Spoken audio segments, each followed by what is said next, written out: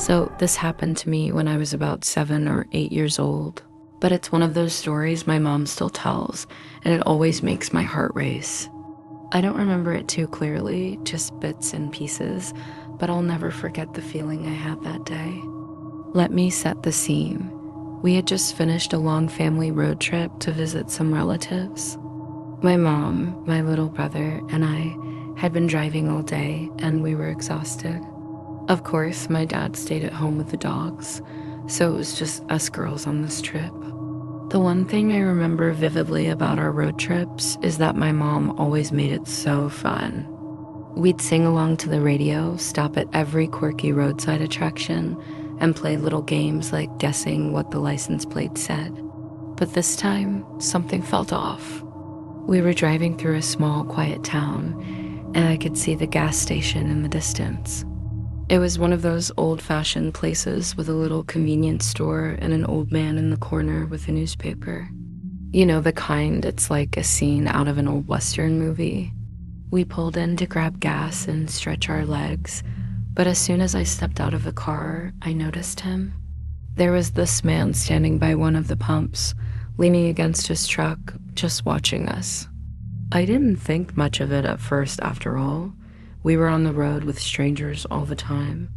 But as we walked into the store, I felt it. I felt that weird, uneasy feeling in my stomach. I looked up at my mom, and her face changed too. I could tell she was trying to stay calm, but there was a tension in the air. It was like she knew something was off as much as I did. I was always the type of kid who would smile at anyone, hug strangers, share candy, the whole spreading love thing. But this time, I didn't feel that urge. I didn't even want to be near him. Instead, I held tighter to my mom's hand, and I could feel her hand trembling. It wasn't like her at all. We got our snacks, did the quick bathroom break, and when we came back outside, the man was still there, just watching. It was like he was waiting for us. My mom didn't want to freak me out, but I could see her scan the parking lot nervously, checking the surroundings. She quickly ushered me into the car and locked the doors. But when we started driving, I noticed something chilling. The man had gotten into his truck and started following us.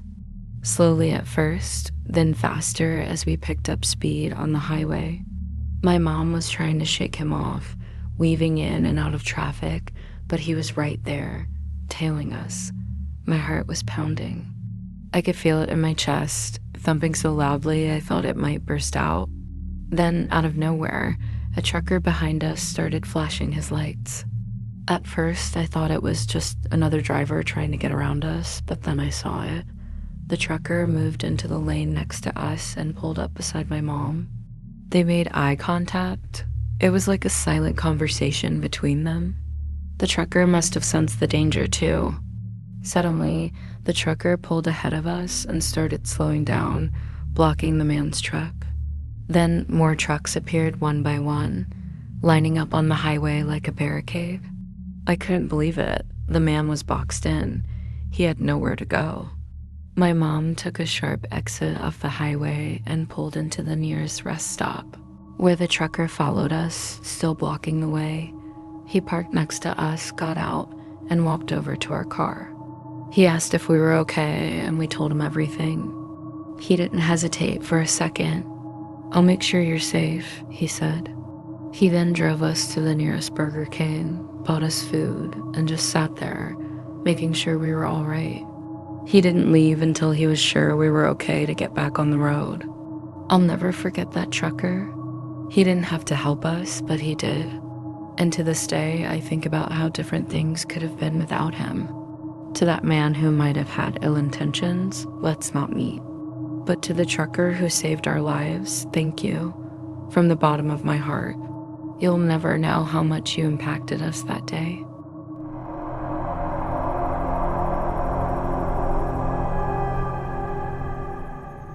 Hey everyone, buckle up because I've got a creepy story to share with you today. I'm a long-haul trucker, and I've seen my fair share of strange and downright terrifying things out on the road. But this one still gives me chills, and it happened just a few months ago. It was around 2 a.m., dead quiet on the highway, and I was cruising down a remote stretch of US 50 in Nevada. For those who don't know, it's called the loneliest road in America for a reason. Nothing for miles. Just the hum of my rig and the occasional flicker of my headlights cutting through the darkness. I had to pull off and take my mandated half-hour break, so I found a wide spot on the shoulder to park. Not a soul in sight, of course. I shut down the engine, grabbed my logbook, and went through the motions. Made myself a sandwich while I was at it, nothing too fancy, just a quick bite to keep me going. As I sat there eating, I couldn't shake the feeling that something was off. I know the road, I know the quiet, but tonight, it felt different. Then I noticed it. A pair of headlights appeared in the distance behind me. No big deal, right? I figured it was just another trucker passing through, but they kept getting closer. Way too close. I glanced in the side mirror, watching as the truck slowed down and pulled in behind me, parking about 20 feet away. I kept eating, didn't think much of it. But then, I saw the figure. A man. He got out of the truck, his silhouette barely visible under the dim light. And he wasn't walking like someone just getting out of their vehicle. He was moving oddly, like he was stumbling or dragging himself. He took slow, deliberate steps toward the back of my trailer, and I froze. Something didn't sit right. He stopped, right next to the back of my rig, and started touching the trailer, rubbing his hands along the metal. What the hell? That's when the hair on the back of my neck stood up. I knew I had to act. I calmly slid my hand into the sleeper compartment and grabbed my pistol, then locked it in place behind my waistband. I wasn't sure what was going on, but I wasn't taking any chances. I stepped out of the truck and made my way toward the man, my boots crunching on the gravel as I walked closer. I was about 10 feet from him when I shone my flashlight right in his face. He didn't flinch. In fact, he just grinned. A big, unsettling grin. "Hey!" I shouted, my voice cutting through the night air. "What the hell do you think you're doing?" He slowly turned his head toward me and smirked. He didn't say a word, just kept staring at me like I wasn't even there. Then, without breaking eye contact, he started walking toward me slowly, like he had all the time in the world. I backed up to my door, my hand still on the grip of my pistol, but I didn't pull it out. I didn't feel like I was in immediate danger, but something was definitely off. I opened the door, climbed inside, and locked it as quickly as I could. The guy kept walking toward my rig, still smirking, his eyes never leaving mine. I stared down at him, my hand hovering over the ignition, ready to get the hell out of there. But just as I was about to start the truck, the weirdest thing happened. My truck rocked. I jerked my head toward the driver's side mirror. Nothing. Not a thing. Then I checked my passenger mirror. That's when my heart stopped. Pressed up against my window was a face, an old, twisted face. It was grinning at me, and its eyes, they were hollow. The face was smeared with grime, like it had been pressed up against the glass for hours. And then, it did something that sent a chill down my spine. It tilted its head first left, then right, like it was studying me. I could feel the blood drain from my face, but just when I thought things couldn't get any weirder, the guy outside my truck jumped onto my driver's side step and began licking my window. Yeah, licking it. I didn't know what to do. I was frozen, but the situation was escalating fast.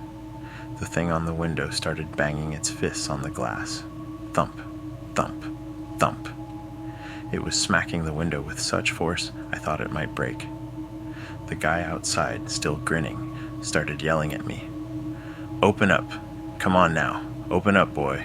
What you got in that trailer? Anything good? Come on, open up." Something snapped in me. I pulled out my pistol, aiming it out the window, and that's when the thing on the window vanished, just disappeared. No sound, no movement, gone. The guy on my step just laughed this chilling, manic laugh and took a step back. He grinned at me, put his finger to his nose like he was sharing some kind of secret, and jumped off my step. I didn't wait around to see what else they had planned. I fired up the truck and got the hell out of there, slamming the gears and hitting the accelerator. I didn't look back, and when I glanced in my mirrors, nothing. No headlights, no sign of anyone.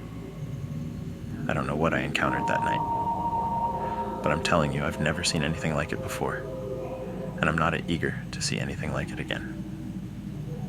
So, yeah. If you ever find yourself driving down a dark, lonely road and you feel like something's watching you, trust your instincts, because there's some weird stuff out there, and not all of it's human. If you want to hear more of these creepy encounters, make sure you hit that like button and subscribe. I've got a ton of strange stories from the road that I'll be sharing with you. And trust me, you don't want to miss what happened to me last week. Stay safe out there and keep your eyes on the road.